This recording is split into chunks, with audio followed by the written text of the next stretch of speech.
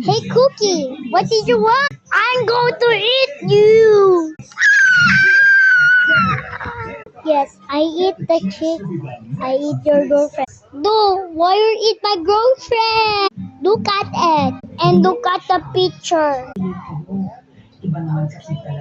Yes, I kill your girlfriend because I want eat soap. No, Cookie, don't eat soap. You will be get poison and die. On episode 2. Kuya, help me. Molly, who is this man? You said, Cookie hit me. Cookie hit me. That from yesterday. From yesterday. Good thing it's just a dream. Happened. What? How? Well, husband, I'm hungry. I wanna eat cookies. No, don't eat me, or else I'm going to eat you, ducky girlfriend. No! I'm going to call.